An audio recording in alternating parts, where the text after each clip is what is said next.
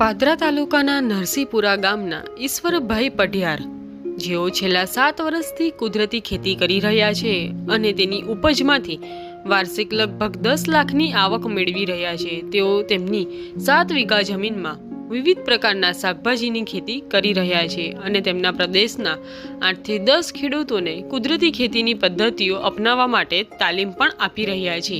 તો આવો આપણે ઈશ્વરભાઈ સાથે વાત કરીએ.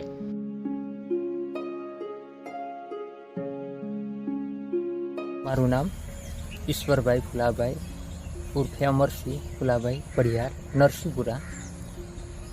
નરસિંહપુરા તાલુકો પાદરા. હું છેલ્લા 7 વર્ષથી પ્રાકૃતિક ખેતી કરું છું.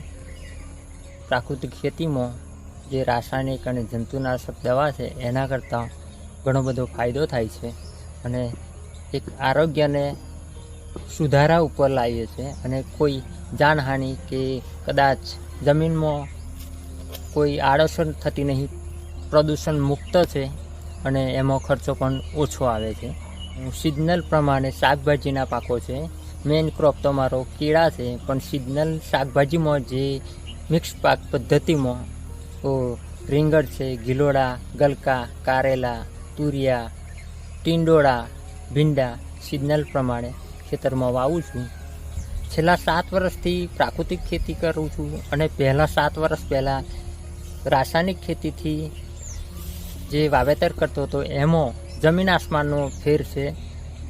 અને જે મને આત્માનું ગ્રુપ છે એમાં 7 વર્ષથી હું જોડાયેલો છું. છેલ્લા 5 વર્ષથી આત્મામાં જોડાયેલો છું. તા પહેલાં જે ન્યૂઝપેપરમાં આવતા હતા અંકો એનું જે વાંચન કરીને હું થોડો ઉપયોગ કરતો હતો અને એમાં મને ઘણો બધો ફાયદો થયો છે. અને આત્મામાં જોડાયેલા પછી જે આપણા મહામહિમ રાજ્યપાલ સાહેબ આચાર્ય દેવવ્રત સાહેબજી એમના માર્ગદર્શન હેઠળ એમણે જે મિશન ઊભું કર્યું છે એ દરેક ખેડૂતો માટે પ્રેરણાદાયી છે અને એમના થકી જે પ્રયાસો થયા છે એ સરસ છે અને આરોગ્ય માટે પણ અનુકૂળ છે, પ્રદૂષણ મુક્ત છે, એમાં જમીનનું સ્તર જળવાઈ રહે છે અને ઘણા બધા ફાયદાઓ થાય છે. અને પ્રાકૃતિક ખેતીથી જે અમારા ગામમાં 8 થી 10 ખેડૂતો મેં પ્રાકૃતિક ખેતી તરફ જવાનો પ્રયત્ન કરેલો છે અને શરૂઆત પણ કરી દીધી છે. ખેડૂતોએ જે 8 થી 10 ખેડૂતો છે અને આજુબાજુના ગામના છે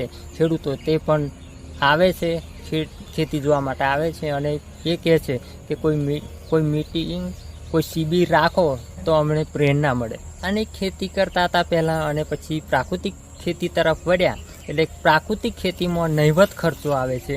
પ્રાકૃતિક ખેતીમાં હું મારી પાસે 4 ગાય વાછરડી સાથે 4 રાખું છું અને એમાંથી જે ગોબર છે, ગૌમૂત્ર છે એના થકી જે પ્રોડક્ટ બનાવું છું એટલે ખર્ચો નહિવત આવે છે. અને એક આ પ્રાકૃતિક ખેતી એક કહેવા જઈએ તો એક છુપા આશીર્વાદ સમાન છે. અને પ્રાકૃતિક ખેતીમાં ખેતી ખર્ચો ઓછો આવે છે. ખેતી ખર્ચો ઓછો આવે એટલે આપણી આવક વધે એટલો નફો વધે. એટલે પ્રાકૃતિક ખેતીમાં આપણે નફાને શોધવા જવાની જરૂર પડતી નહીં સાહેબ, નફો આપણને શોધતો આવે છે સાહેબ.